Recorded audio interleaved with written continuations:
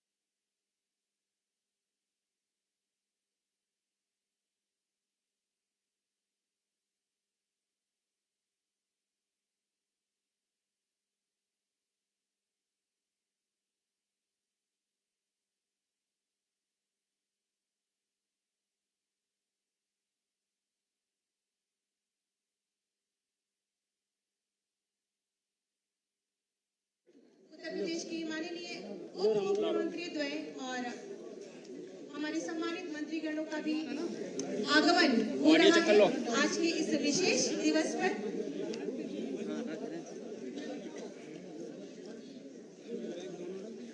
जहाँ का डालो लिखते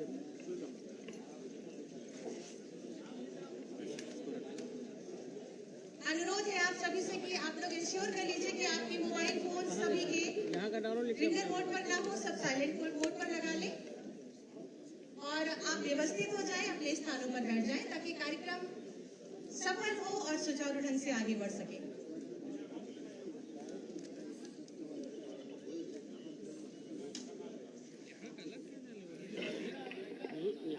कार्यक्रम कहाँ गया? कार्यक्रम बता लो।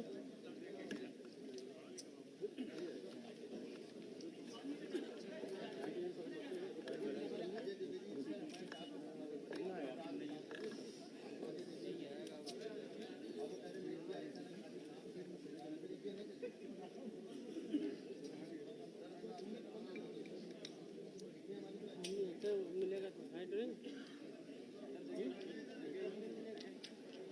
आगे लगा लेते हो।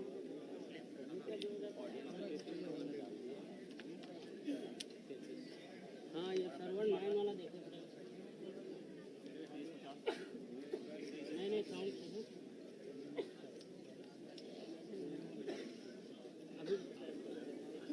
अभी तुम बोल नहीं रहे।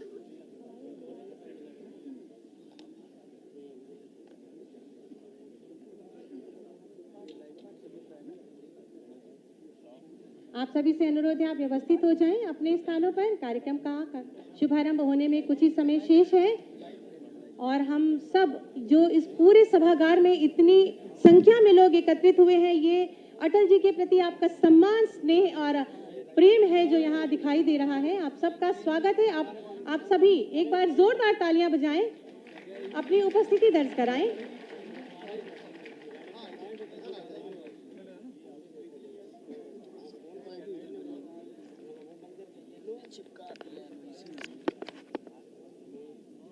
मंच पर बहुत बहुत स्वागत है माननीय मंत्री उद्यान, कृषि विपणन और विदेश व्यापार श्री दिनेश प्रताप सिंह जी। मैं चाहूंगी कि जोरदार तालियों के माध्यम से आपका स्वागत करें। मंच पर माननीय राज्य मंत्री श्री बलदेव सिंह औलख जी, आपका भी बहुत बहुत स्वागत है। माननीय उप मुख्यमंत्री माननीय श्री केशव प्रसाद मौर्य जी, माननीय उप मुख्यमंत्री माननीय श्री ब्रजेश पाठक जी, हमारे भारतवर्ष के माननीय रक्षा मंत्री जी का स्वागत, माननीय मुख्यमंत्री जी का स्वागत, अभिनंदन। आप सभी जोरदार करताल ध्वनि के माध्यम से करें स्वागत, अभिनंदन। माननीय पूर्व उप मुख्यमंत्री माननीय श्री दिनेश शर्मा जी, आप सभी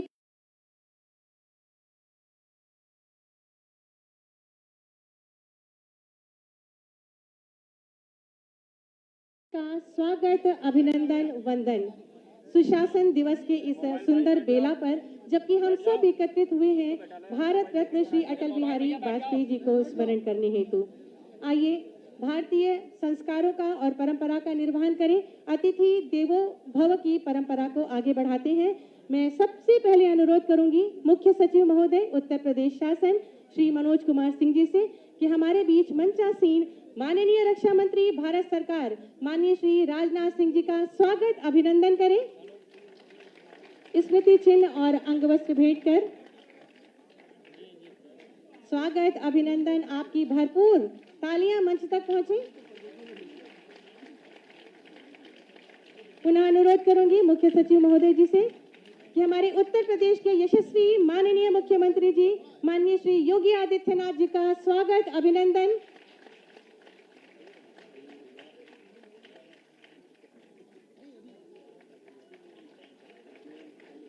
पुनः आपसे अनुरोध है मंचासीन माननीय उप मुख्यमंत्री उत्तर प्रदेश माननीय श्री केशव प्रसाद मौर्य जी का स्वागत, अभिनंदन।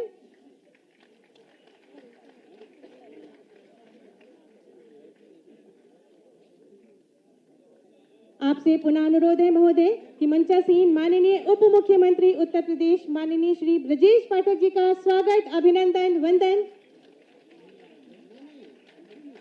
मैं अनुरोध करूंगी प्रमुख सचिव महोदय सचिवालय प्रशासन और प्रशासनिक सुधार श्री के रविंद्र नायक जी कि मंचासीन माननीय महामंत्री संगठन भारतीय जनता पार्टी श्री धर्मपाल सिंह जी का स्वागत अभिनंदन करें।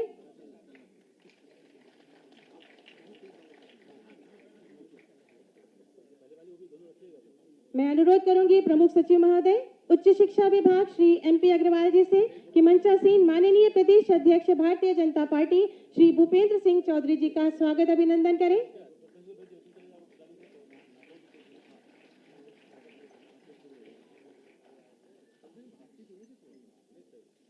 आपसे पुनः अनुरोध करूंगी कि मंचासीन माननीय पूर्व उप मुख्यमंत्री माननीय श्री दिनेश शर्मा जी का स्वागत अभिनंदन करें।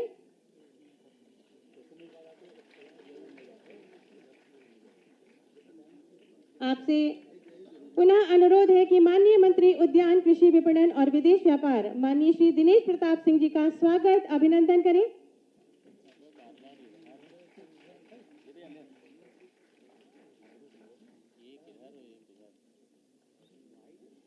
मैं अनुरोध करूंगी कि माननीय राज्य मंत्री श्री बलदेव सिंह औलख जी का स्वागत अभिनंदन करें।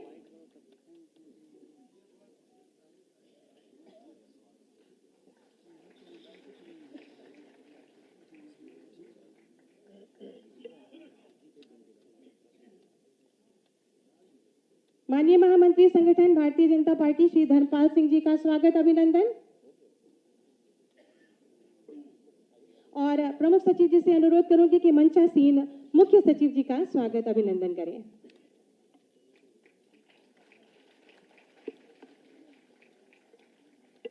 स्वागत अभिनंदन और आप सभी से अनुरोध है कि एक बार जोरदार तालियां हमारे इस सशक्त मंच के लिए बजाएं। भारत रत्न श्री अटल बिहारी वाजपेयी जी की स्वर्ण शताब्दी जयंती पर हम सब एकत्रित होकर अटल जी द्वारा दिखाए गए मार्ग का अनुसरण कर उन्हें नमन कर रहे हैं। उनकी स्मृति में उत्तर प्रदेश में 19 से 25 दिसंबर तक सुशासन सप्ताह का भव्य आयोजन किया गया। वास्तव में अटल जी सुशासन, सकारात्मकता और शुचिता का पर्याय थे, जिनकी प्रेरणा से आज हमारा प्रदेश विकास और सुशासन के नवीन कीर्तिमान स्थापित कर रहा है। मैं अनुरोध करूंगी उत्तर प्रदेश के मुख्य सचिव महोदय श्री मनोज कुमार सिंह जी से कि कृपया पधारें और उत्तर प्रदेश में सुशासन पर अपने विचार रखें।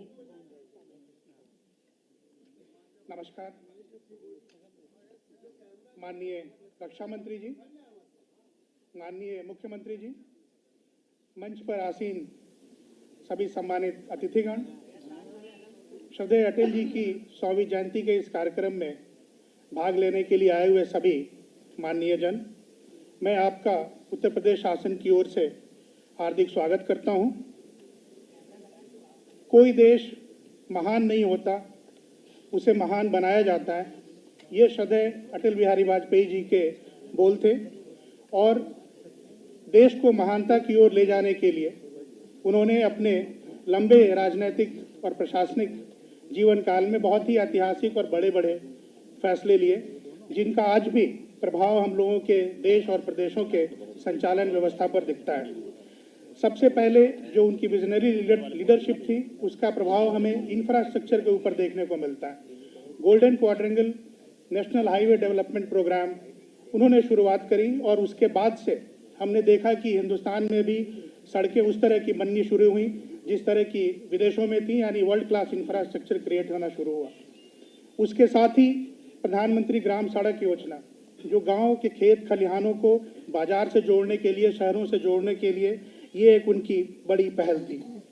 इकोनॉमिक लिबरलाइजेशन में स्ट्रैटेजिक डिसइन्वेस्टमेंट किन किन सेक्टर में होना है, इस पर भी उनके काफ़ी अच्छे ख्याल थे और काफ़ी अच्छे कार्य थे। 1998 में न्यूक्लियर टेस्ट पोखरण में करके उन्होंने एक भारत को स्ट्रैटेजिक न्यूक्लियर पावर के रूप में दुनिया की पटल पर लाया, जिसकी वजह से सैंक्शंस भी झेलने पड़े, लेकिन उनकी आर्थिक नीतियों की वजह से देश दिन प्रतिदिन आगे प्रगति करता रहा। साथियों, एक तरफ कारगिल वॉर और दूसरी तरफ लाहौर बस सेवा शुरू करना, ये उनकी स्ट्रैटेजी हुआ करती थी और वो अक्सर कहा करते थे कि दोस्त बनाए जा सकते हैं, बदले जा सकते हैं, लेकिन पड़ोसी बदला नहीं जा सकता। इस तरह के ख्यालों के साथ न उन्होंने सिर्फ इंफ्रास्ट्रक्चर के सेक्टर में बल्कि सोशल सेक्टर में भी अंत्योदय अन्न योजना की शुरुआत उन्होंने करी। पॉलिटिकल रिफॉर्म, देश में कोलिएशन की गवर्नमेंट कैसे चलेगी और कैसे बनेगी, वो सबसे पहले उन्होंने एनडीए की अध्यक्षता करके और लोगों को दिखाया कि इस तरह से भी सरकारें बन सकती हैं और सरकारें चल सकती हैं। वो एक कवि हृदय थे, स्टेट्समैन थे और उन्होंने देश की प्रगति के लिए काफ़ी बड़े बड़े काम किए। और उनकी एक बहुत फेमस कहावत थी कि बंदूक से ना गोली से बात बनेगी बोली से। और आज भी जो सरकारें हैं इस बात को मानती हैं कि सारे निष्कर्ष बड़े से बड़े मसलों का संवाद के जरिए निकाला जा सकता है। मैं इस अवसर पर इन्हीं शब्दों के साथ आप सभी मेहमानों का इस कार्यक्रम में एक बार फिर स्वागत करता हूं। धन्यवाद, नमस्कार।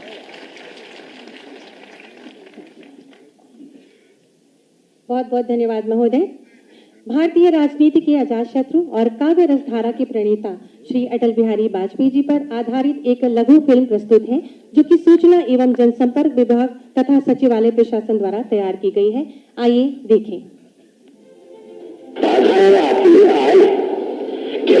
की घोर घटाएं, पांव के नीचे अंगारे, सर पर बरसे यदि ज्वालाएं, इन हाथों से हंसते हंसते आग लगाकर चलना होगा, कदम मिलाकर चलना। भारतीय राजनीति के शिखर पुरुष, पूर्व प्रधानमंत्री, भारत रत्न श्रद्धेय अटल बिहारी वाजपेयी जी की इन्हीं पंक्तियों की प्रेरणा से विकास पुरुष प्रधानमंत्री नरेंद्र मोदी सबका साथ, सबका विकास, सबका विश्वास एवं सबका प्रयास की भावना से विकसित भारत 2047 के मिशन को पूरा करने के लिए संकल्पित हैं। अटल जी की दूरदृष्टि से प्राप्त मार्गदर्शन पर अमल करते हुए माननीय प्रधानमंत्री जी ने 25 दिसंबर को अटल जी के जयंती दिवस को हर साल सुशासन दिवस के रूप में मनाने का फैसला लिया, जिसका उद्देश्य विभिन्न सरकारी योजनाओं एवं सेवाओं तक जनता की पहुंच बढ़ाना है। सबका साथ, सबका विकास, सबका विश्वास और सबका प्रयास, इस मंत्र पर चलते हुए हमने देश के विकास को नई गति दी है। देशवासियों के प्रति सरकार की जवाबदेही एवं पारदर्शिता तय हो, इसके लिए अटल जी ने सुशासन का मंत्र दिया। प्रधानमंत्री नरेंद्र मोदी ने सुशासन के मंत्र पर आधारित विकास योजनाओं की संकल्पना की एवं उनके क्रियान्वयन को गति दी।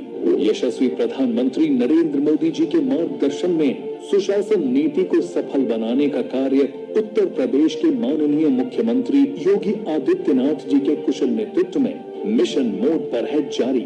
अटल जी के मंत्र न्यूनतम सरकार, अधिकतम शासन को अपनाकर डबल इंजन की सरकार ने असीमित संभावनाओं वाले राज्य उत्तर प्रदेश को दी है नई रफ्तार।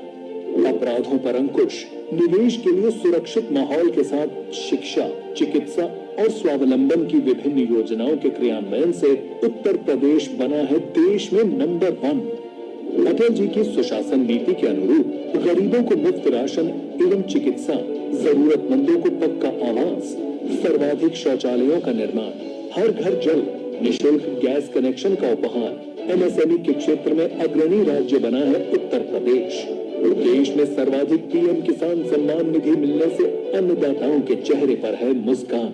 स्थानीय उत्पादों के प्रोत्साहन के लिए वोकल फॉर लोकल के साथ ग्लोबल सप्लाई चेन में देश और प्रदेश की भागीदारी बढ़ने से नया उत्तर प्रदेश $1 ट्रिलियन इकोनॉमी बनने की ओर तेजी से है अग्रसर।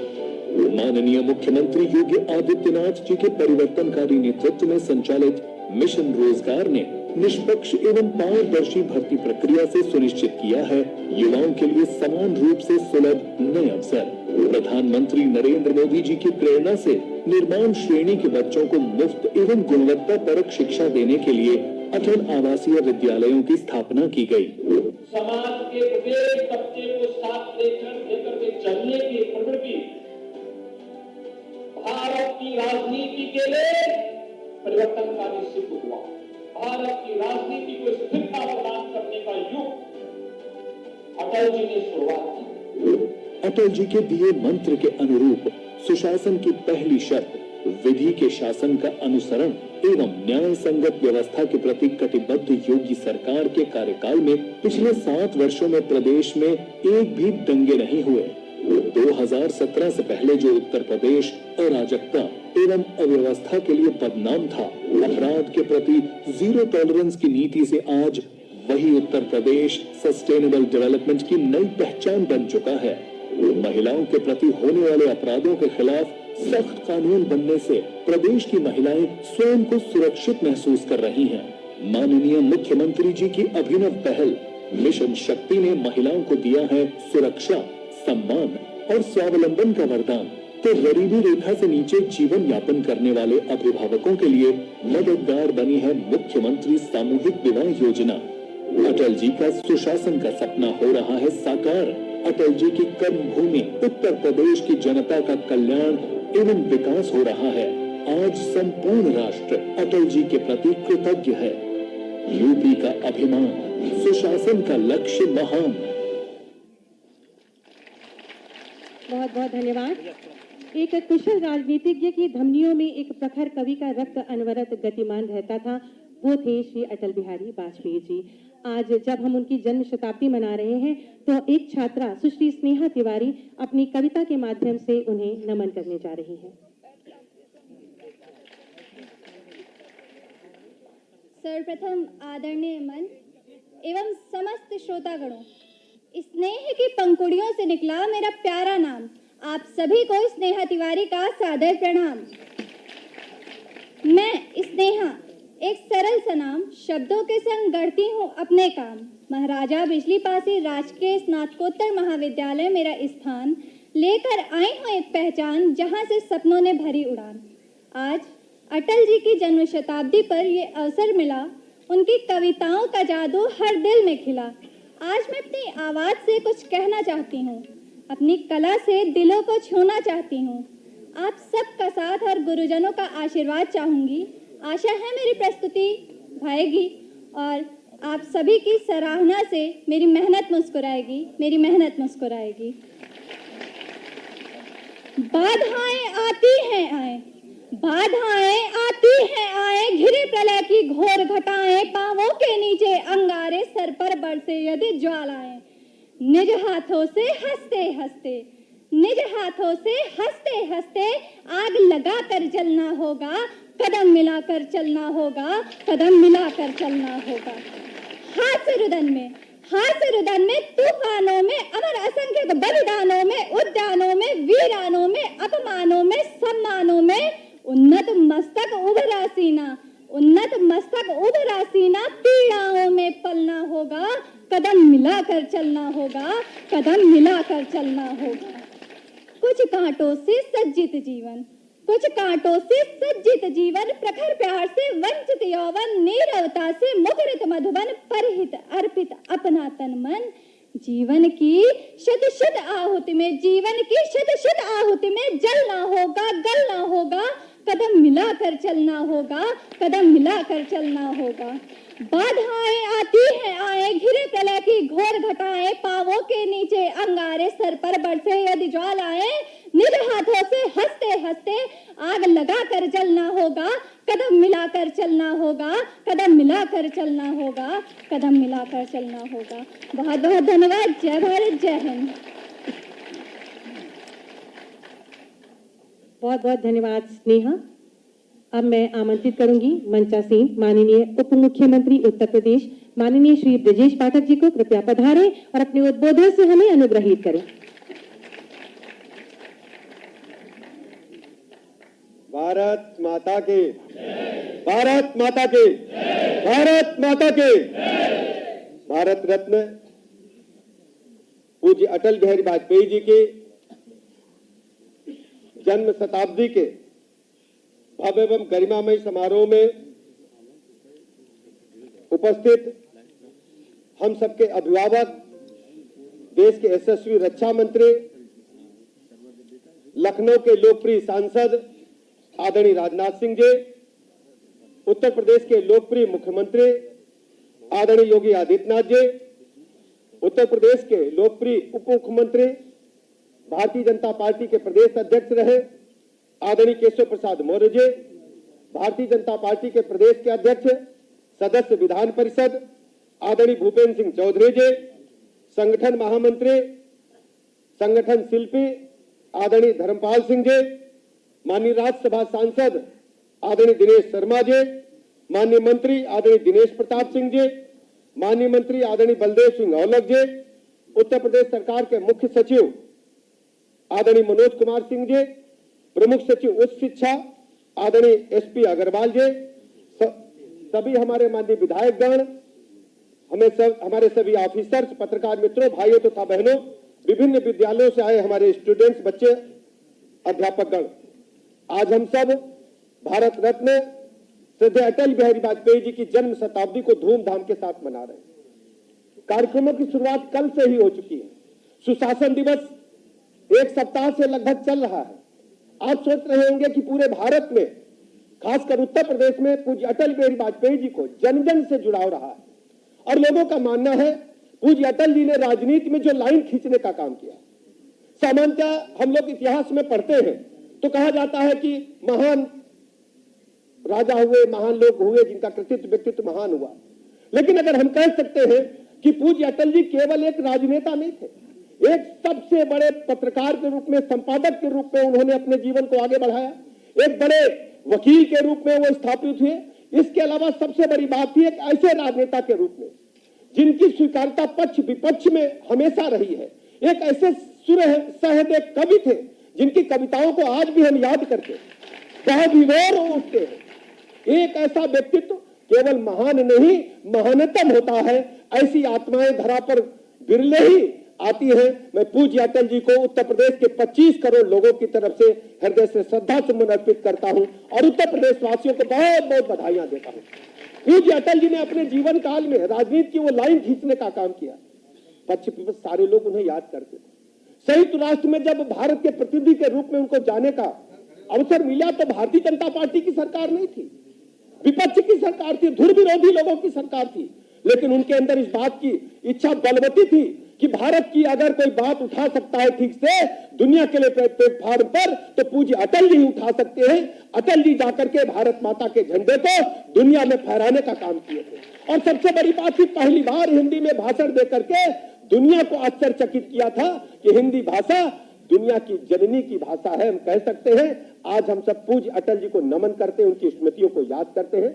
ऐसे अवसर पर मैं आदरणीय रक्षा मंत्री जी का, जिन्होंने अटल जी के विरासत को आगे बढ़ाने का काम किया है, हम कह सकते हैं अटल जी ने जो सपना देखा था विकसित भारत का, उसको पूरा करने का काम आदरणीय प्रधानमंत्री नरेंद्र मोदी जी के मार्गदर्शन में हो रहा है। एक्सप्रेसवेज हो, चाहे रेल नेटवर्क हो, चाहे हवाई नेटवर्क हो, लोगों को रोजगार से जोड़ना हो, बिजली के मामले में आत्मनिर्भरता हो, रक्षा के क्षेत्र में आत्मनिर्भरता हो, चारों तरफ भारत माता पूरी दुनिया में सबसे आगे शिखर की ओर अग्रसर होने के लिए तेजी के साथ आगे बढ़ रही है। बड़े बड़े अर्थशास्त्रियों का मानना है कि आज भारत 5वीं बड़ी आर्थिक ताकत है। वो दिन दूर नहीं जब 2047 में भारत माता की हम 100वीं वर्षगांठ आजादी की मनाएंगे, तब भारत 3री बड़ी आर्थिक ताकत के रूप में उभरेगा। ये सब माननीय प्रधानमंत्री नरेंद्र मोदी जी की अगुवाई में मार्गदर्शन में संभव होगा। आज हमारी सीमाएं सुरक्षित है।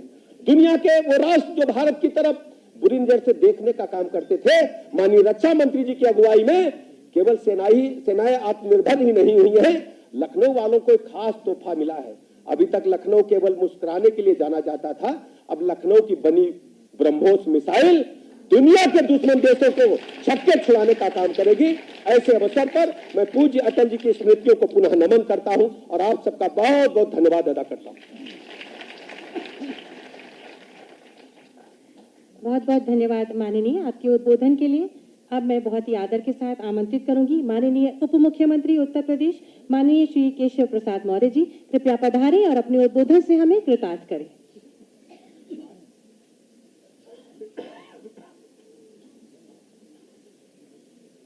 भारत रत्न परम पूज्य अटल बिहारी वाजपेयी जी की शताब्दी वर्ष पर आज जयंती कार्यक्रम में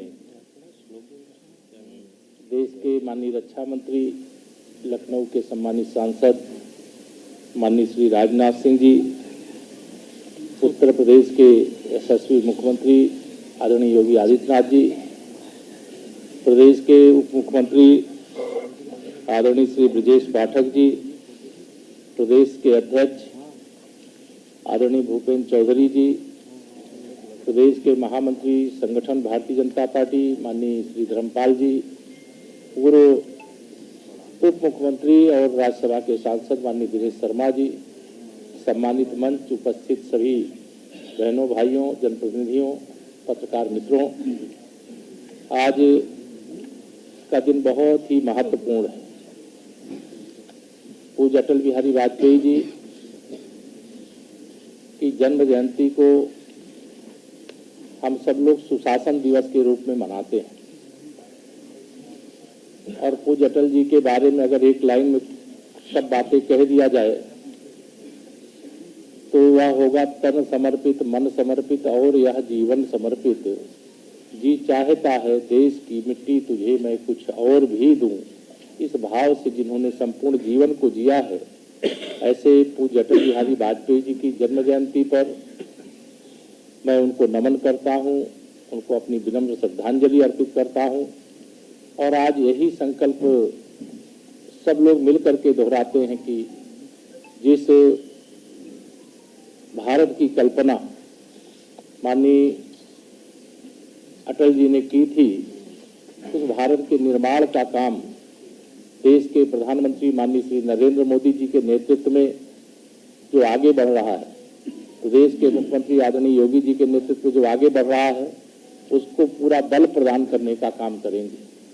आज के दिन ही बहुत शिक्षा के क्षेत्र में क्रांतिकारी कार्य करने वाले भारत रत्न पूज्य पंडित महामना मालवीय जी की भी जन्म जयंती है।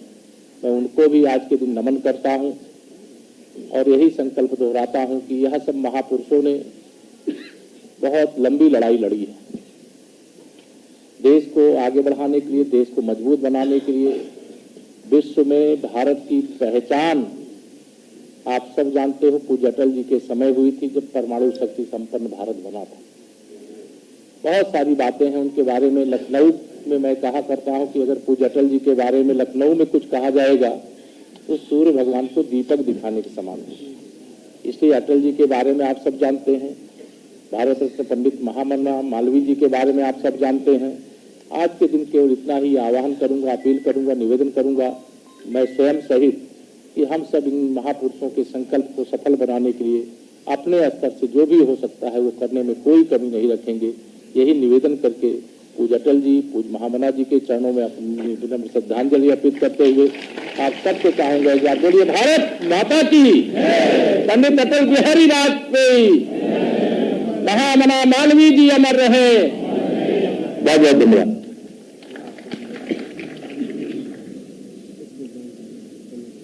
धन्यवाद माननीय, आपके उद्बोधन के लिए अब मैं बहुत ही आदर के साथ आमंत्रित करूंगी माननीय प्रदेश अध्यक्ष भारतीय जनता पार्टी उत्तर प्रदेश माननीय श्री भूपेंद्र चौधरी जी को कृपया पधारें और अपने उद्बोधन से हमें अनुग्रहित करें।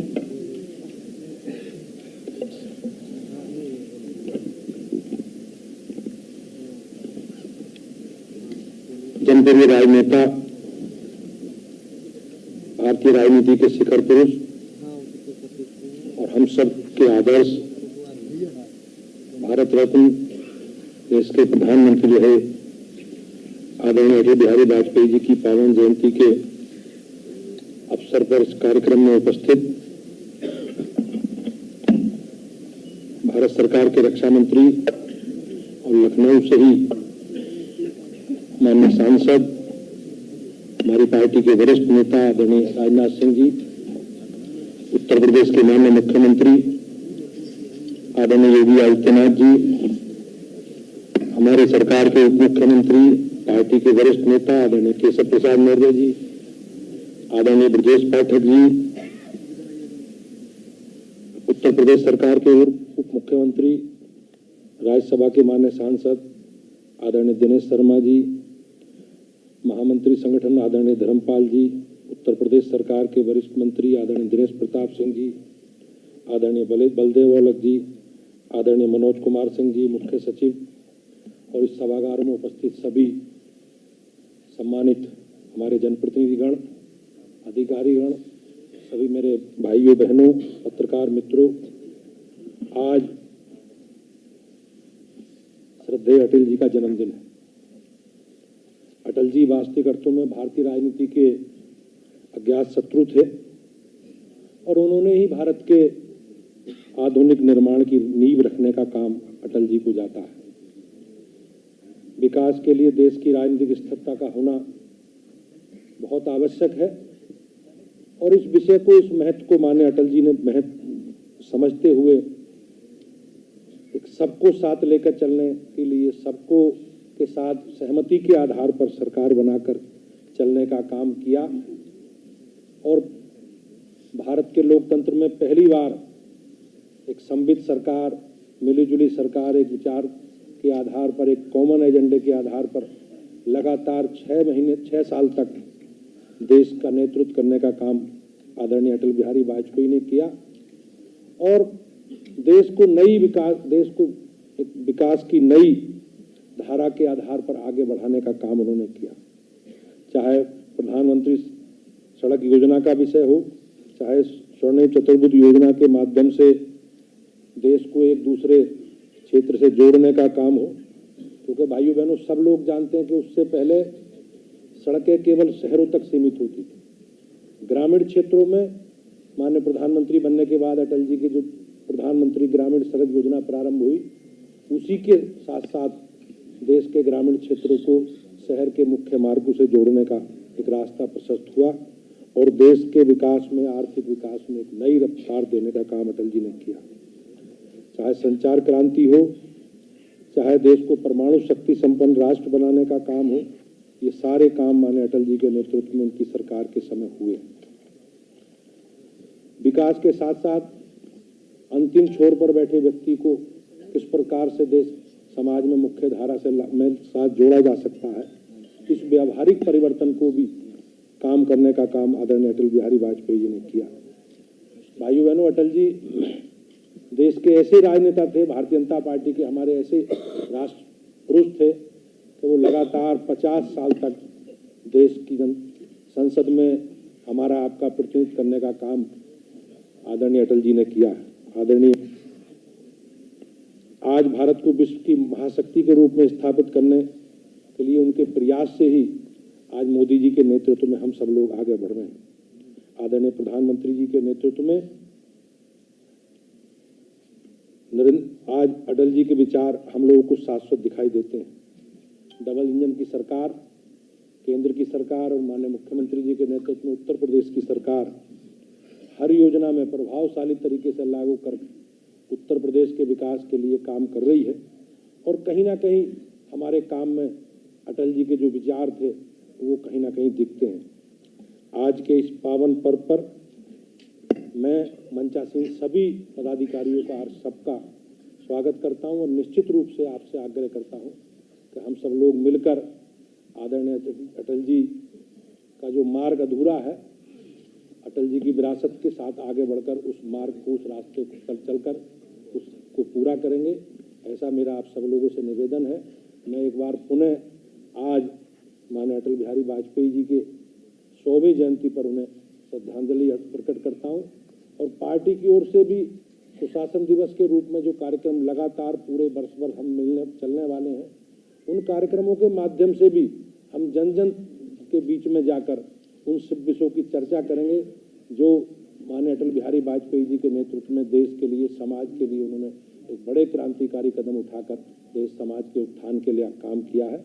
मैं मंचासीन सभी अपने पदाधिकारियों का, माननीय रक्षा मंत्री जी का, माननीय मुख्यमंत्री जी का, माननीय दोनों उप मुख्यमंत्री आदरणीय केशव जी भाई साहब का, ब्रजेश पाठक जी का बहुत बहुत अभिनंदन करता हूँ। बहुत बहुत धन्यवाद माननीय आपके उद्बोधन के लिए। अटल जी की 100वीं जयंती के अवसर पर 19 दिसंबर से 25 दिसंबर तक सुशासन सप्ताह का आयोजन किया गया, जिसके अंतर्गत उच्च शिक्षा विभाग द्वारा काव्य पाठ प्रतियोगिता, निबंध लेखन तथा वाद विवाद प्रतियोगिताओं का आयोजन किया गया, जिसमें छात्र छात्राओं ने बढ़ चढ़कर प्रतिभाग किया। विजेता छात्र छात्राओं को आज इस मंच पर पुरस्कृत किया जा रहा है। मैं अनुरोध करूंगी माननीय रक्षा मंत्री जी से, माननीय मुख्यमंत्री जी से और समस्त मंचासीन अतिथियों से कि इन छात्र छात्राओं को अपने शुभ कर कमलों से पुरस्कृत करें।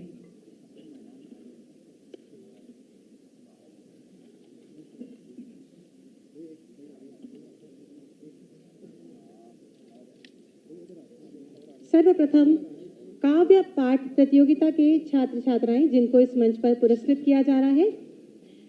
काव्य पाठ प्रतियोगिता में प्रथम स्थान प्राप्त किया है स्नेहा तिवारी जी, जो कि BA 5th सेमेस्टर की छात्रा हैं, महाराजा बिजली पासी राजकीय स्नातकोत्तर महाविद्यालय लखनऊ।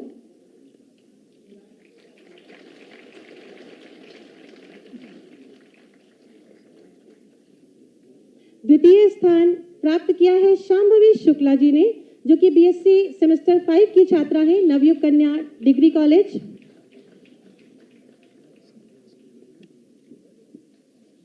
और काव्य पाठ प्रतियोगिता की तृतीय विजेता है विदुषी मिश्रा, खुनखुनजी महिला डिग्री कॉलेज, बीए प्रथम सेमेस्टर की छात्रा हैं आप।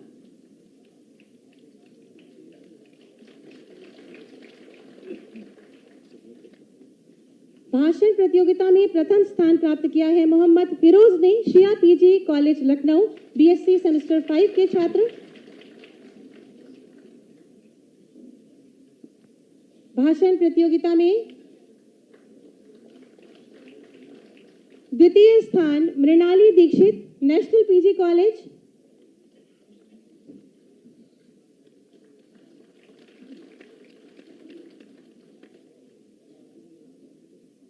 और भाषण प्रतियोगिता में तृतीय स्थान प्राप्त किया है माही वाजपेयी, नेताजी सुभाष चंद्र बोस राजकीय महिला महाविद्यालय अलीगंज लखनऊ।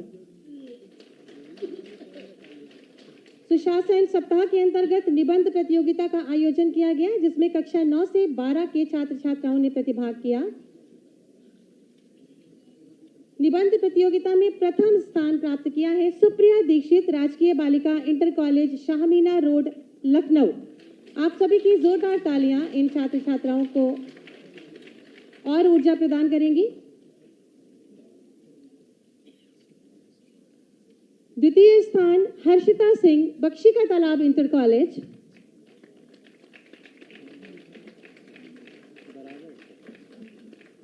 और तृतीय स्थान प्राप्त किया है निबंध प्रतियोगिता में साक्षी पांडे ने, सेंट क्लियर्स कॉन्वेंट कॉलेज, कक्षा 9 की छात्रा हैं आप। सचिवालय प्रशासन विभाग द्वारा स्वच्छ सचिवालय अभियान के अंतर्गत एक उत्तम अनुभाग को पुरस्कृत किया जा रहा है। मैं मंच पर आमंत्रित करूंगी अनुभाग अधिकारी सिंचाई एवं जल संसाधन विभाग श्री अम्बरीश कुमार यादव जी।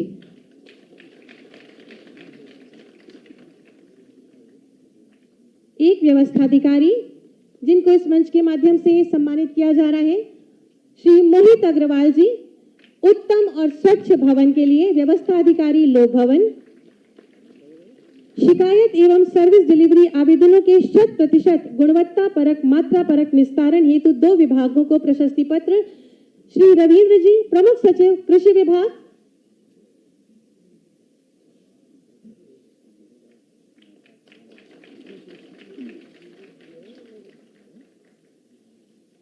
और सुश्री नेहा जैन जी, विशेष सचिव सूचना प्रौद्योगिकी और इलेक्ट्रॉनिक विभाग।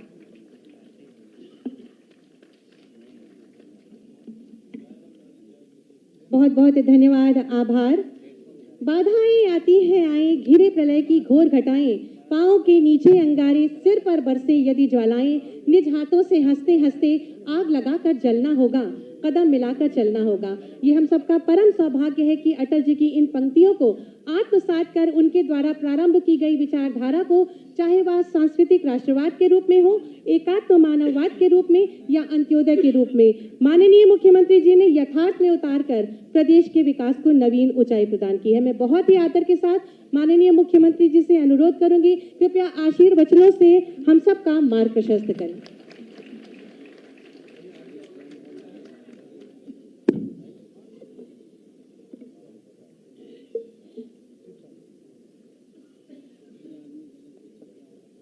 सुशासन दिवस के अवसर पर आयोजित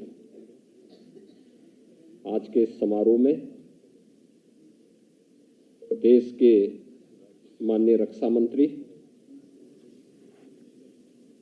और लखनऊ के लोकप्रिय सांसद आदरणीय श्री राजनाथ सिंह जी, प्रदेश सरकार के मंत्रिमंडल के मेरे वरिष्ठ सहयोगीगण, उप मुख्यमंत्री द्वय श्री केशव प्रसाद मौर्य जी, श्री ब्रजेश पाठक जी, भारतीय जनता पार्टी के प्रदेश के अध्यक्ष चौधरी भूपेंद्र सिंह जी, राज्यसभा के माननीय सांसद और पूर्व उप मुख्यमंत्री डॉक्टर दिनेश शर्मा जी, माननीय धर्मपाल जी, प्रदेश सरकार में मंत्रिमंडल के मेरे सहयोगी श्री दिनेश प्रताप सिंह जी, सरदार बलदेव सिंह ओलख जी, प्रदेश के मुख्य सचिव श्री मनोज कुमार सिंह जी, आज के इस समारोह में उपस्थित सभी सम्मानित जनप्रतिनिधिगण, प्रशासन से जुड़े हुए हमारे सभी अधिकारीगण और प्रदेश के सभी जनपदों में जो कार्यक्रम आयोजित हो रहे हैं उससे जुड़े हुए सभी हमारे प्रतिभागीगण और उपस्थित बहनों और भाइयों, आज हम सब और पूरा देश पूर्व प्रधानमंत्री श्रद्धेय अटल बिहारी वाजपेयी जी के जन्म शताब्दी महोत्सव का साक्षी बन रहा है। आज की तिथि अत्यंत महत्वपूर्ण तिथि है। ये हमारी मान्यता है कि आज के दिन से अब दिन बड़े होने लगेंगे। आज पावन क्रिसमस का दिन भी है और साथ ही आज महान शिक्षाविद, महान स्वतंत्रता संग्राम सेनानी पंडित मदन मोहन मालवीय जी की पावन जयंती भी है।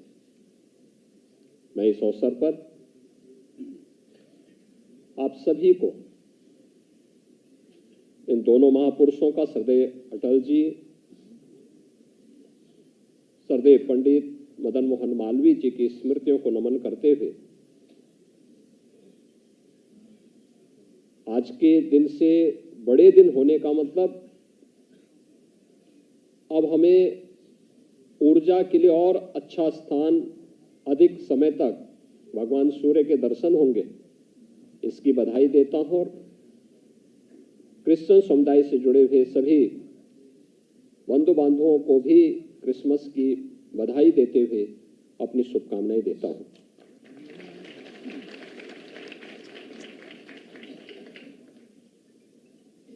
प्रधानमंत्री जी की प्रेरणा से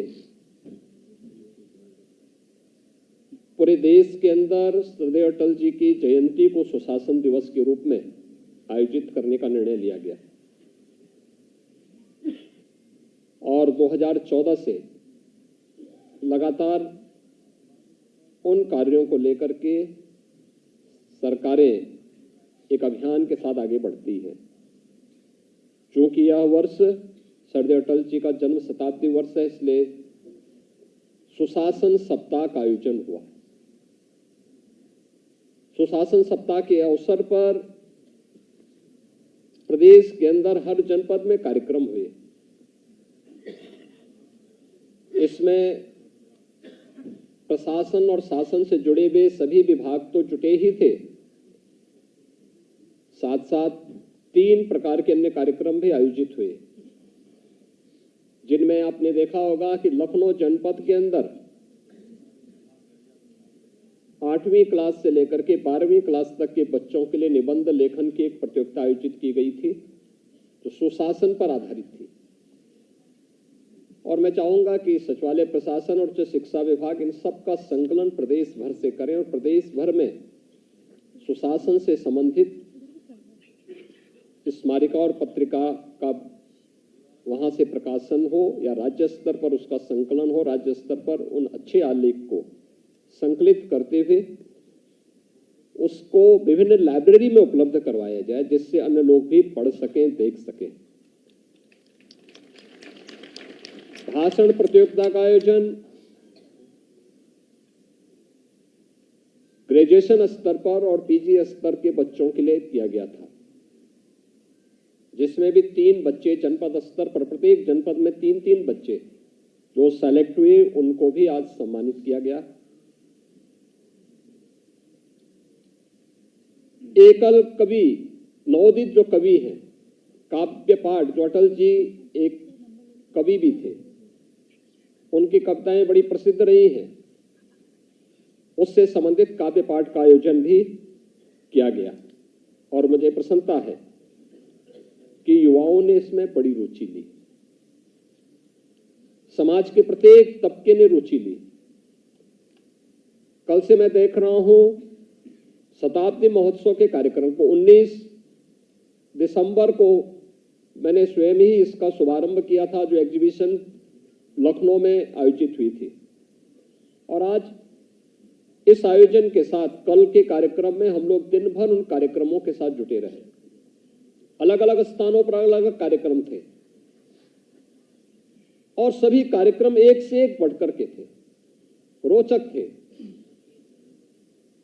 ये अपने महापुरुषों के प्रति कृतज्ञता ज्ञापित करने का हम सबका एक माध्यम है कि हम आने वाली पीढ़ी को उन मार्गों का अनुसरण करने के लिए प्रेरित कर सके।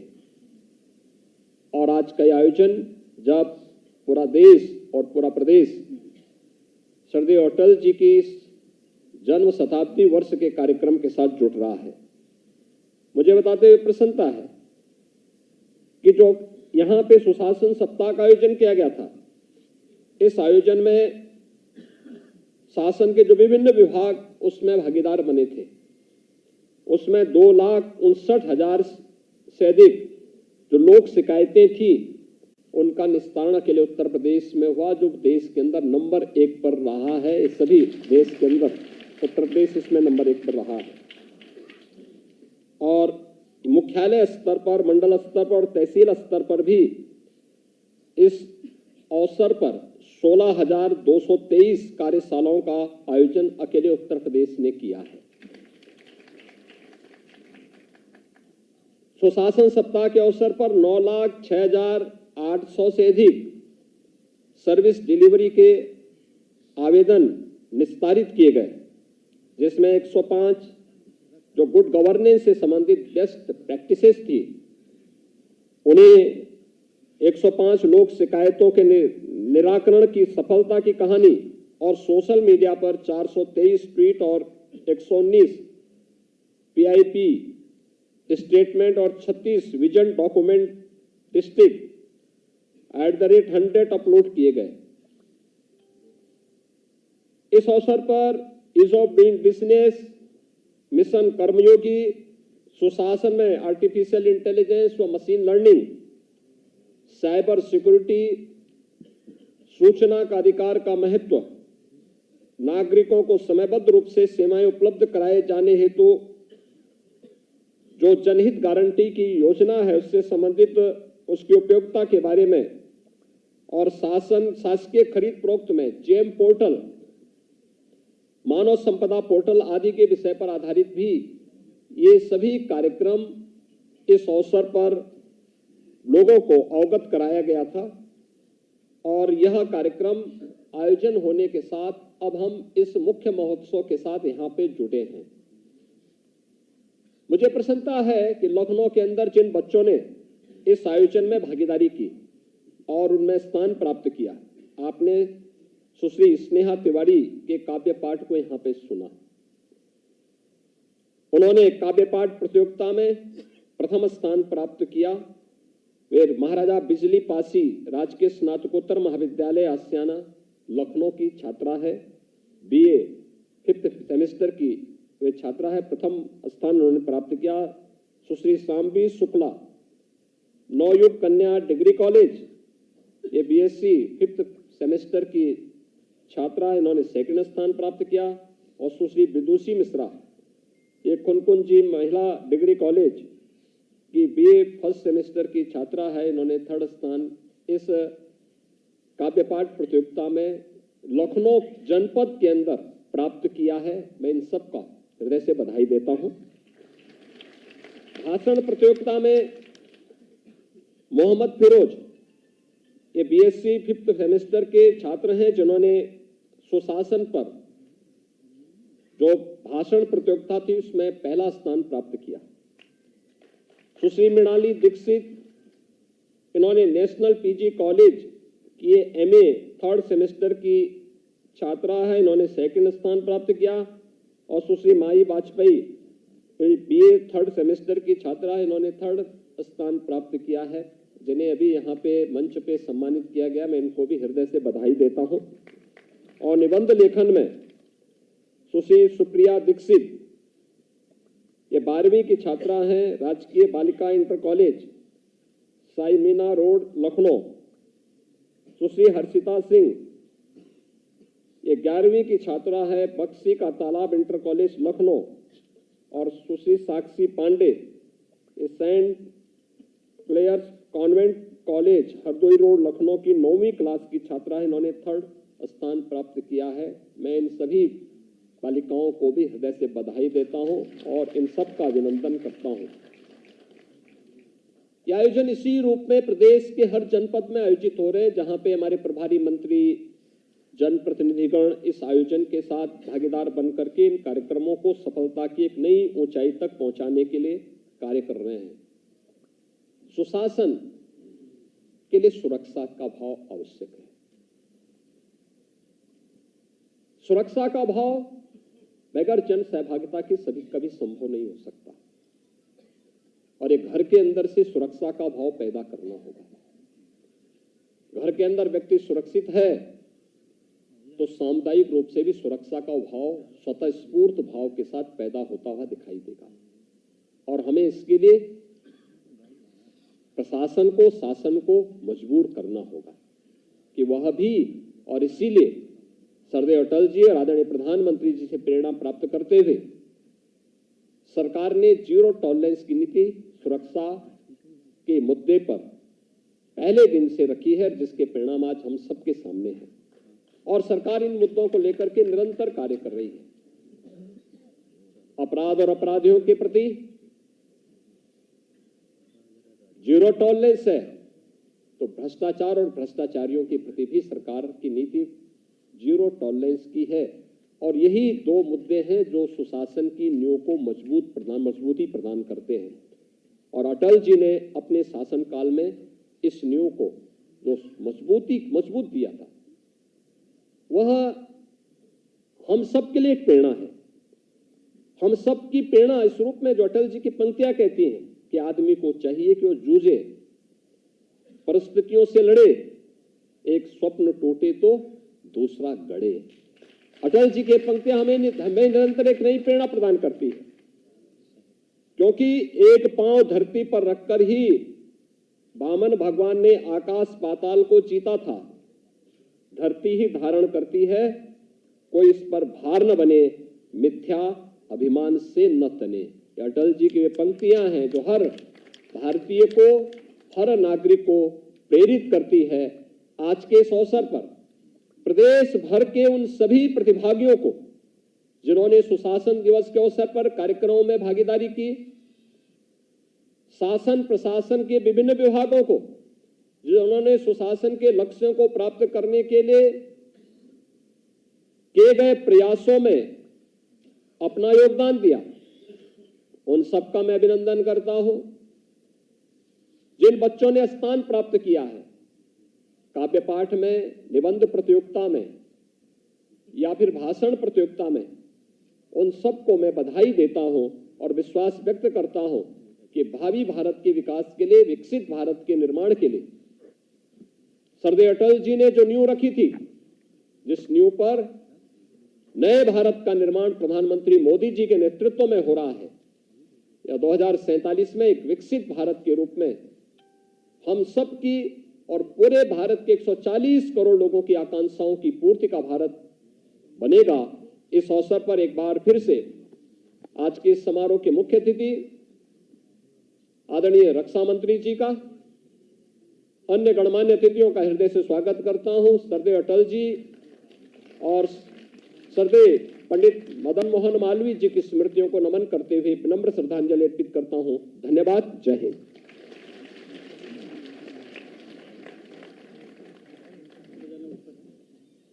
बहुत बहुत धन्यवाद, आभार माननीय मुख्यमंत्री जी आपके प्रेरणादायी उद्बोधन के लिए। हम सब सौभाग्यशाली हैं कि आज हम भारत रत्न श्री अटल बिहारी वाजपेयी जी की जन्म शताब्दी मना रहे हैं। यह आयोजन भारत के माननीय रक्षा मंत्री जी की गरिमामयी उपस्थिति से भव्यतम हो गया है। देश की रक्षा के लिए संकल्पित और समर्पित माननीय रक्षा मंत्री जी तथा लखनऊ के लोकप्रिय सांसद माननीय श्री राजनाथ सिंह जी से विनम्र अनुरोध है कि कृपया पधारें और अपने आशीर्वचनों से हम सबको कृतार्थ करें।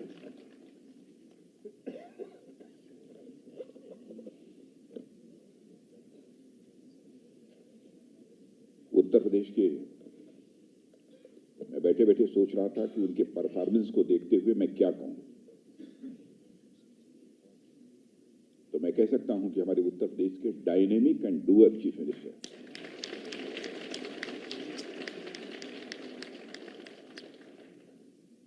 श्रीमान योगी आदित्यनाथ जी, उप मुख्यमंत्री श्रीमान केशव प्रसाद जी मौर्य, उप मुख्यमंत्री श्री ब्रजेश जी पाठक, हमारे प्रदेश अध्यक्ष श्री भूपेन्द्र जी चौधरी, राज्यसभा के सदस्य डॉक्टर दिनेश जी शर्मा, संगठन महामंत्री श्रीमान धर्मपाल सिंह जी, राज्य मंत्री बलदेव सिंह जी, श्री दिनेश प्रताप सिंह जी, राज्य मंत्री श्री मनोज कुमार सिंह, मुख्य सचिव और इस सभागार में मौजूद अन्य सारे ऑफिशियल्स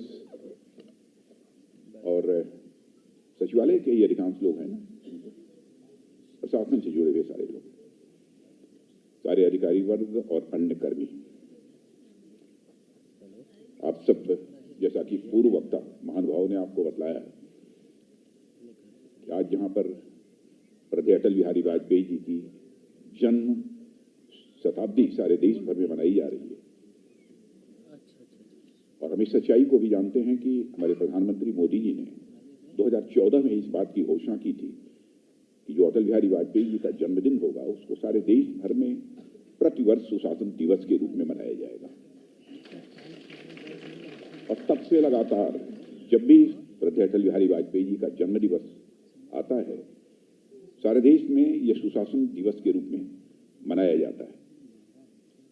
और हम लोगों को इस बात की भी जानकारी है कि पंडित मदन मोहन मालवीय, भारत की आज़ादी हासिल करने में जो उनका योगदान है, बनारस हिंदू विश्वविद्यालय जैसी शिक्षण संस्था को स्थापित करने में जो उनका योगदान है, वह क्या अपेक्षाएं थी उनकी, बहुत विस्तार में नहीं जाना चाहता हूं, लेकिन विश्वविद्यालय की स्थापना से ही आप यह समझ सकते हैं कि वह किस प्रकार के भारत को देखना चाहते थे। तो पंडित दीनदयाल उपाध्याय जी की जन्मशती है और साथ ही साथ यक्समस डे है। यक्समस डे की भी मैं सभी को भारतवासियों को शुभकामनाएं देता हूं और अपने श्रद्धेय अटल बिहारी वाजपेयी जी के प्रति हृदय से श्रद्धा की अभिव्यक्ति करता हूं। श्रद्धांजलि सामान्यतः बोला जाता है, लेकिन मैं श्रद्धा की अभिव्यक्ति करता हूं। और आज उनके जन्म दिवस को, जैसा मैंने बताया, कि सुशासन दिवस के रूप में सारे देश में मनाया जा रहा है। सुशासन का अर्थ यह होता है कि हर व्यक्ति के अंदर एक अनुकूल संवेदना पैदा हो, गवर्नेंस के कारण। अनुकूल संवेदना क्या? माने अपने को भय मुक्त महसूस करे, उसके जीवन की न्यूनतम आवश्यकताएं पूरी हो सकें, वो जो कुछ भी करना चाहता है उसे करने का उसे अवसर प्राप्त हो। यही ना सुशासन है। और दूसरा कुछ सुशासन तो हो नहीं सकता। मैं विश्वास के साथ कह सकता हूं, श्रद्धेय अटल बिहारी वाजपेयी जी ने जिस प्रकार की गवर्नेंस इस भारत को दी है,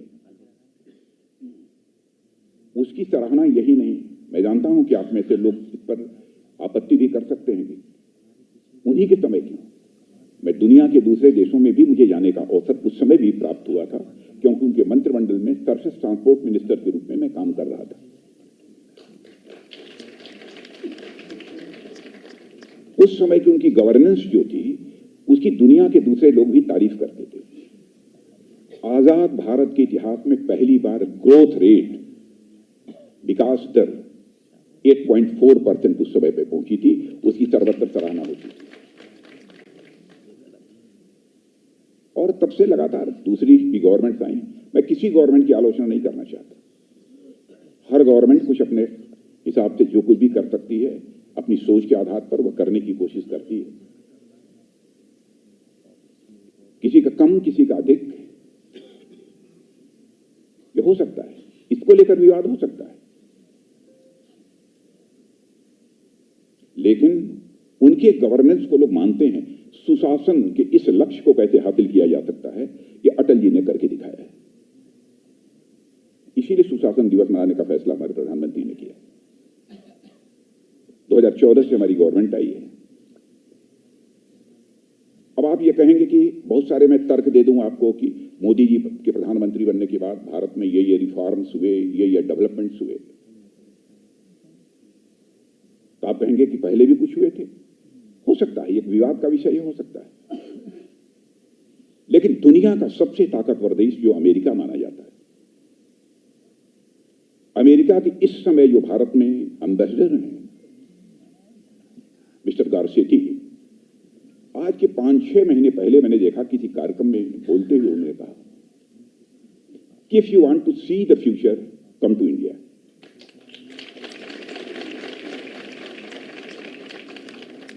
If you want to feel the future, come to India. If you want to work on future, come to India. यह सुशासन के कारण ही हुआ है,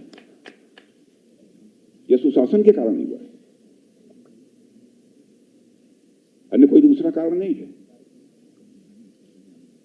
हर व्यक्ति को अनुकूल संवेदना हो, माने सुख की अनुभूति हो, आनंद की अनुभूति हो, भयमुक्त वातावरण में वह काम कर सके।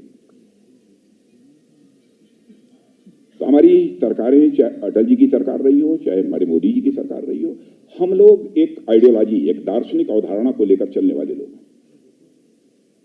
वह दार्शनिक अवधारणा हमको पंडित दीनदयाल जी उपाध्याय ने दी थी, और उनका कहना था कि हर मनुष्य तन, मन, बुद्धि, आत्मा 4 चीजों को मिलाकर बना हुआ है। इन चारों की न्यूनतम आवश्यकताओं को पूरा कर दो, मनुष्य अपने जीवन में सुख की प्राप्ति करेगा, आनंद की प्राप्ति करेगा और परमानंद की भी प्राप्ति करता है। तन की आवश्यकताएं, इंद्रियों की आवश्यकताएं, शरीर की आवश्यकताएं पूरी करने के लिए धन चाहिए, पैसा चाहिए। मैं बहुत डिटेल में नहीं जाना चाहता। मन की आवश्यकताओं को पूरा करने के लिए सुख, मन को कैसे प्राप्त हो, आनंद की अनुभूति कैसे हो, तो मन की भी आवश्यकताएं होती हैं, वो मन की आवश्यकताएं भी पूरी होनी चाहिए। और बुद्धि, व्यक्ति पागल होगा तो न तो सुख की अनुभूति होगी, न दुख की अनुभूति होगी। इसलिए बुद्धि के सुख के लिए ज्ञान चाहिए। चौथी चीज आत्मा होती है। व्यक्ति आत्मिक दृष्टि से जितना बड़ा होता जाता है, अब मन और आत्मा, इस दोनों को मैं डिफरेंशिएट नहीं करना चाहता, लेकिन इसको डिफरेंशिएट कर सकता हूं। जैसे जैसे बड़ा होता जाएगा आपका मन, वैसे वैसे आपको सुख और आनंद की अनुभूति होती जाएगी। जैसे इसीलिए श्रद्धेय अटल बिहारी वाजपेयी जी ने कहा था, छोटे मन से कोई बड़ा नहीं हो सकता, टूटे मन से कोई खड़ा नहीं हो सकता।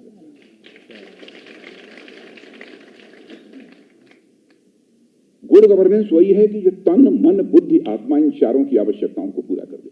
कोई किसी भी धर्म को मानने वाला है, अपने धार्मिक विधाएं अपनी शांति के लिए वह कर सके, इसकी आजादी होनी चाहिए, निर्विघ्न। और मैं बधाई देना चाहता हूं यहां के मुख्यमंत्री योगी जी को। कोई ये कह सकता है, प्रश्न चिन्ह लगा सकता है, लेकिन किसी की धार्मिक क्रिया में बाधा न हो, हमारी उत्तर प्रदेश की सरकार ने योगी आदित्यनाथ जी के नेतृत्व में इस काम को किया है।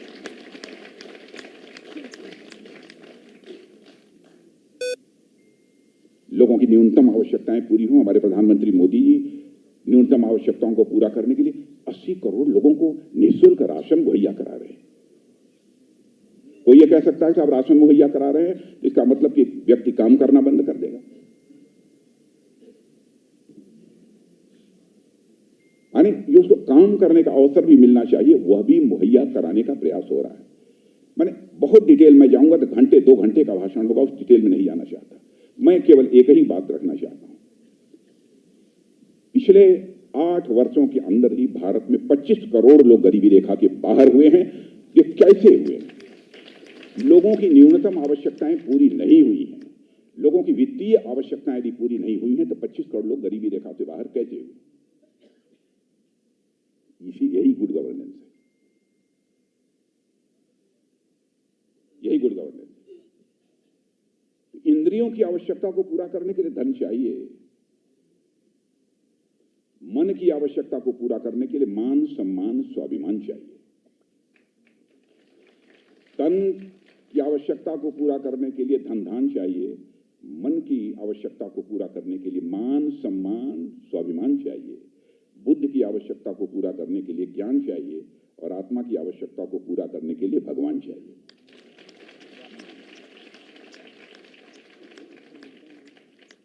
जो काम करना चाहते हो उनको रोजगार मिले, कमाने की जो विधाएं होती हैं वो अवसर उपलब्ध हो, योग्यता, क्षमता और प्रतिभा के आधार पर वो हो।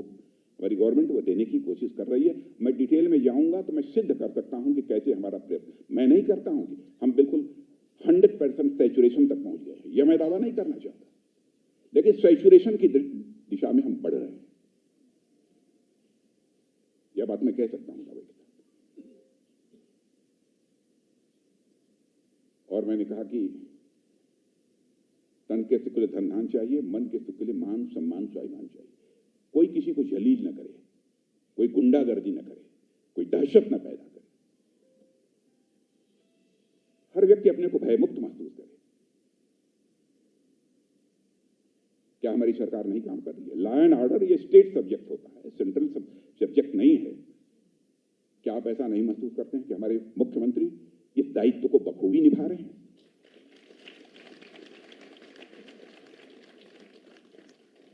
समाज भयमुक्त होना चाहिए, तभी हर व्यक्ति सुख और आनंद की प्राप्ति करेगा। जो बोलना चाहे बोले, लेकिन मर्यादाओं का अतिक्रमण नहीं होना चाहिए बोलने में। जमकर बोले, किसने रोका है?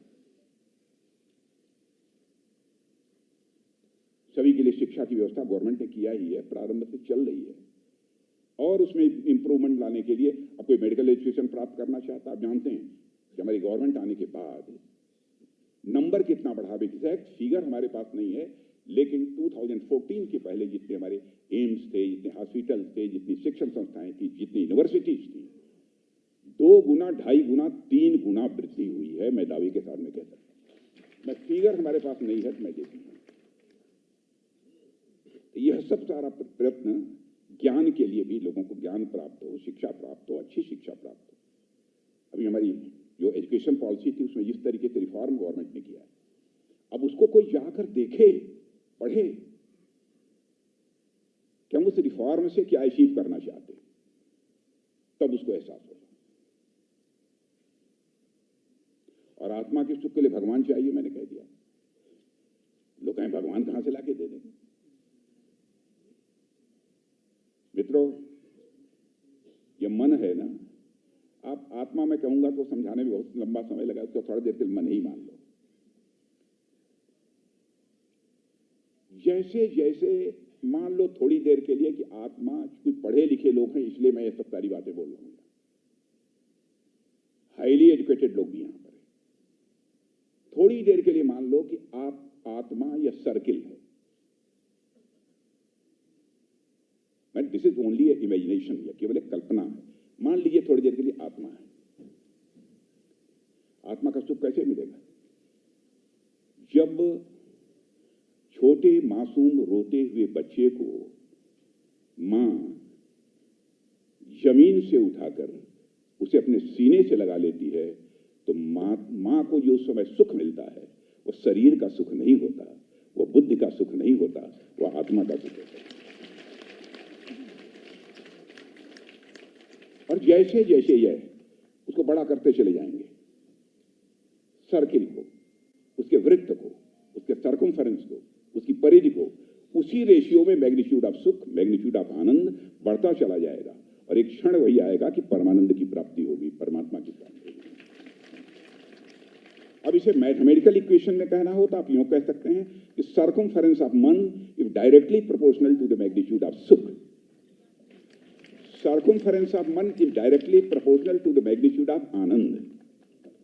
Circumference of man is directly proportional to magnitude of, गलत बोलने जा रहा हूं, मैग्नीट्यूड परमानंद का कोई मैग्नीट्यूड नहीं होता है, वो अनंत है, असीम है। परमात्मा की प्राप्ति होगी तो तन के सुख के लिए धन धान चाहिए, मन के सुख के लिए मान सम्मान चाहिए, बुद्धि के सुख के लिए ज्ञान चाहिए, और आत्मा के लिए सुख के लिए भगवान चाहिए। यह जो सरकार उपलब्ध करा दे उसी सरकार का मान लीजिए सुशासन दे रही।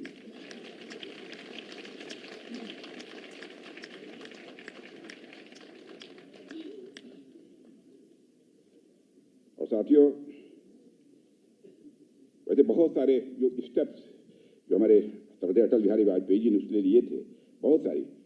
मेरा यह सौभाग्य रहा है कि जब प्रधानमंत्री बने थे 99 में, उन्होंने जो गोल्डन क्वाड्रिलेटरल की योजना प्रारंभ की थी, स्वर्णिम चतुर्भुज की, और north south east west corridor की, तो उस समय मैं पार्टी का प्रदेश अध्यक्ष था, तो उन्होंने मुझे कहा कि नहीं चलो यहाँ आओ और हमारे मंत्रिमंडल में शामिल हो जाओ, और मुझे अपने मंत्रिमंडल में शामिल किया था। रोड ट्रांसपोर्ट भी था, शिपिंग भी था, वाटरवेज था, सब था। उसी समय यह सिलसिला प्रारंभ हुआ। कैसे धन की व्यवस्था की थी उस डिटेल में भी मैं नहीं जाना चाहूंगा, क्योंकि लंबा समय लगेगा। और अटल जी का जो रोड कनेक्टिविटी का संकल्प था मित्रों, वह केवल शहरों को, बड़े शहरों को जोड़ने तक ही सीमित नहीं था, बल्कि उन्होंने देश के गांवों को भी अच्छी क्वालिटी की पक्की सड़कों से जोड़ने का संकल्प किया और उसे काफी हद तक पूरा किया। और आज हमारी सरकार 100% सैचुरेशन की स्थिति में पहुंच रही है। और टेलीकॉम सेक्टर में भी जो उन्होंने बड़े पैमाने पर बदलाव किए उससे आप परिचित हैं। मोबाइल रेवोल्यूशन, मोबाइल की क्रांति भी यदि किसी ने लाने का काम किया था तो श्रद्धेय अटल बिहारी वाजपेयी जी ने किया था। और मोबाइल रिवॉल्यूशन होने के कारण किस तरीके से डेवलपमेंट तेजी से हुआ है, भारत विकास के किस पायदान पर आकर खड़ा हो गया है, इसकी आप सहज ही कल्पना कर सकते हैं। अंत्योदय योजना अटल बिहारी वाजपेयी जी की प्रारंभ की हुई थी। अब देखिए, अंत्योदय योजना, रसोई गैस, बुनियादी जरूरतें, माने मनुष्य की न्यूनतम आवश्यकताएं पूरी होनी चाहिए, तभी सुख प्राप्त करेगा, वही सुशासन है। इन सब सारी चीजों की उन्होंने चिंता की थी। और इसी प्रकार कई स्टेप्स उन्होंने लिए थे। और एक बात मैं दावे के साथ कर, करप्शन का कोई आरोप नहीं लगाता। और मैं कह सकता हूं कि 10 वर्षों से अधिक का समय हो गया, मेरी भी गवर्नमेंट के ऊपर कोई भी व्यक्ति, भारत ही नहीं दुनिया का अंगुली उठाकर नहीं कह सकता करप्शन का एक चार्ज किसी मंत्री के ऊपर लगा। यही सुशासन है ना। और वो अभी गवर्नमेंट आपने देखी है, 2G स्कैम में केवल आरोप ही नहीं लगता है बल्कि जेल की हवा खानी पड़ती है। कम से कम हमारी गवर्नमेंट ने ऐसे हालात तो पैदा नहीं किए ना। और हमारी सरकार गरीबों को समर्पित है। आधार भारत के इतिहास में पहली बार किसी प्रधानमंत्री ने प्रधानमंत्री की शपथ लेने के साथ यह संकल्प लिया था। हमारे प्रधानमंत्री श्री नरेंद्र मोदी जी ने यह संकल्प लिया था। इसीलिए कुशासन को समाप्त कर सुशासन लाना, यह हमारी गवर्नमेंट का एक सबसे बड़ा संकल्प है। ऐसे कई निर्णय, ईज ऑफ डूइंग, जहां तक मेरी जानकारी है कि मोर देन 1500 ऐसे कानून थे जो फालतू कानून थे, जिनके कारण लोगों को परेशानी होती थी। 1500 कानूनों को हमारी मोदी जी लेड गवर्नमेंट ने जो समाप्त कर दिया, ताकि अनावश्यक इन सब सारी चीजों में उलझना न पड़े। ईज ऑफ लिविंग, लोगों के रहने में, माने अपनी जिंदगी गुजारने में किसी प्रकार की असुविधा न मिले, न हो, इसके कारण भी कई काम इस गवर्नमेंट ने किया है। पहले आप देखे होंगे कि डॉक्यूमेंट्स वगैरह को सर्टिफाई करना रहता था, सत्यापित यदि करना होता था तो लोग गैजेट ऑफिसर के पास जाते थे। और हमारे बच्चों को तो मैंने देखा था कई दिन लग जाते थे, गैजेट ऑफिसर के पास पहुंच ही नहीं पाते। सेल्फ सर्टिफिकेशन की व्यवस्था यदि पहली बार किसी गवर्नमेंट ने की है तो हमारी गवर्नमेंट ने की। आप स्वयं प्रमाणित कर देते। और क्लास 4 का तो इंटरव्यू समाप्त हो गया है ना, क्यों मनोज सिंह? हाँ, क्लास 4 का बिल्कुल समाप्त है। और मैं आपको यह भी बतलाना चाहता हूं, फिगर हमारे पास, इससे देश में ईज ऑफ डूइंग बिजनेस को जहां बढ़ावा मिला, वहीं भारत आज ease of doing business ranking में जो कभी 140वें स्थान पर था, आज वह 50वें स्थान पर आकर खड़ा हो गया। और मेरी बात आप सुन लो, 5 साल समाप्त होते होते यह 50वें से और नीचे उतरकर दुनिया में यह 15वें 20वें स्थान पर आकर खड़ा हो जाएगा। और आगे भी 5 साल का यदि अवसर मिल गया तो 0। DBT system, direct benefit transfer system, मैं आपको याद दिलाना चाहता हूं कि राजीव गांधी जी हमारे प्रधानमंत्री थे। मैं आलोचना नहीं करना चाहता, मैं किसी प्रधानमंत्री की जीवन में आलोचना नहीं की, किसी प्रधानमंत्री। मैं मानता हूं कि प्रधानमंत्री नहीं होता है, बल्कि वह इंस्टीट्यूशन होता है, एक संस्था होता है। इसलिए मैं किसी की आलोचना नहीं कर रहा, मैं आलोचना नहीं कर रहा हूं। राजीव गांधी जी भारत के प्रधानमंत्री थे। राजीव गांधी की एक दिल की वेदना थी, तड़पन थी, कहे मैं क्या करूं, 100 पैसा मैं दिल्ली से भेजता हूं, लेकिन धरातल पर पहुंचते पहुंचते समाज की अंतिम सीढ़ी पर बैठे व्यक्ति तक पहुंचते पहुंचते मुश्किल 100 पैसे में 14 पैसा पहुंच पाता है। 86 पैसा ये भ्रष्टाचार की भेंट चढ़ जाता है। इस चैलेंज को पहली बार इस आजाद भारत के इतिहास में किसी प्राइम मिनिस्टर ने स्वीकार किया, हमारे प्राइम मिनिस्टर नरेंद्र मोदी ने स्वीकार किया। अब डायरेक्ट बेनिफिट ट्रांसफर सिस्टम आज दिल्ली के बैंक से 100 पैसा चलता है तो समाज की अंतिम सीढ़ी पर बैठे हुए व्यक्ति के खाते में 100 पैसा पहुंचता है, 1 पैसा भी इधर नहीं होने पाता है। यही है ईद ऑफ डूइंग। मैं जानता हूं समय समाप्त है।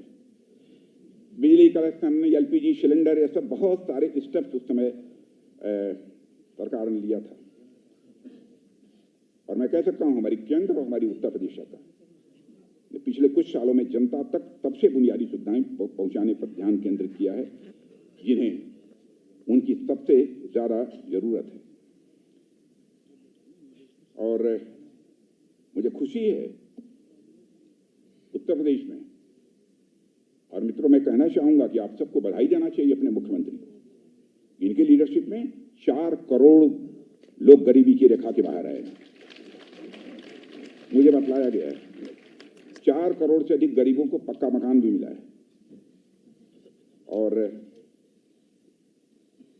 उत्तर प्रदेश की सरकार ने गरीबों को मकान देने के मामले में शायद सारे देश भर में पहला स्थान हासिल किया है। और मुझे प्रसन्नता है, इसके लिए भी मैं योगी जी आपको मैं बधाई देना चाहता हूं। 70% से ज्यादा घरों की रजिस्ट्री महिलाओं के नाम हुई है, इसके लिए भी आप बधाई के पात्र हैं। पहले की सरकारों को जहां घर बनने में 300 डेज 300 दिन लग जाते थे, अब कितने दिनों में होता है मनोज सिंह जी?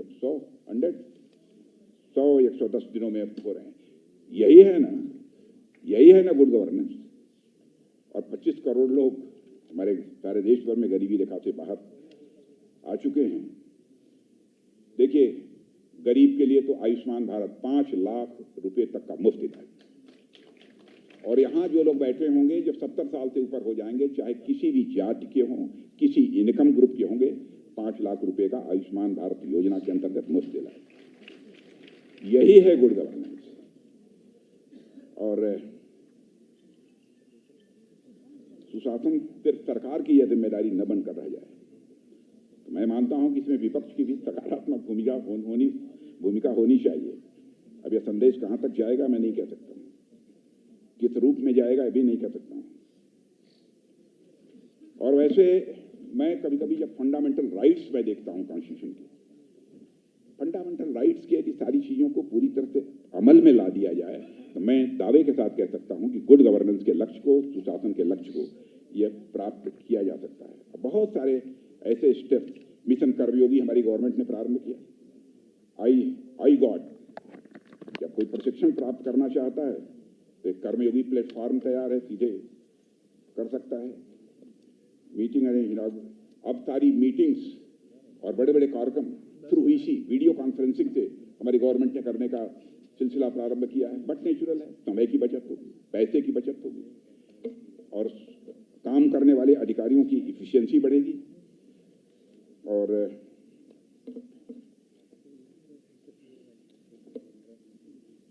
एक बहुत महत्वपूर्ण काम जो गवर्नमेंट ने किया है, नए आईपीसी और सीआरपीसी लॉज।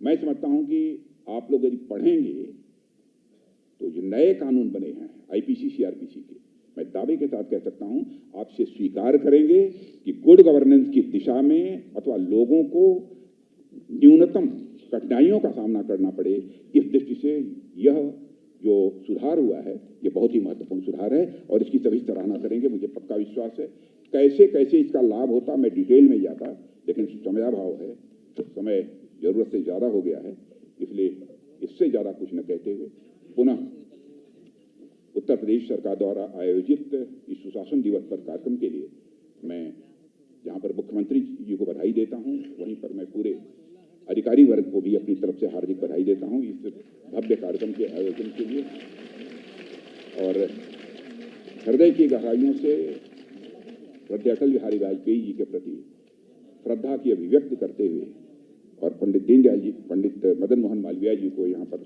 स्मरण करते हुए मैं अपना निवेदन समाप्त करता हूँ। बहुत बहुत धन्यवाद, आभार माननीय, आपके प्रेरणादायी उद्बोधन के लिए आभार व्यक्त करती हूँ माननीय रक्षा मंत्री जी का, माननीय मुख्यमंत्री जी का, माननीय उप मुख्यमंत्री द्वय, माननीय प्रदेश अध्यक्ष, अन्य माननीय मंत्रीगण तथा मंचासीन समस्त महानुभावों का, जिनके आगमन से इस सुशासन दिवस के आयोजन को और भव्यता प्राप्त हुई। आप सभी से अनुरोध है अभी अपने स्थान पर बैठे रहें। आप सभी से अनुरोध है कि अभी अपने स्थान पर बैठे रहें। हमारे महानुभाव पहले यहाँ से प्रस्थान कर जाएंगे, उसके बाद आप जाएंगे। एक विशेष सूचना ये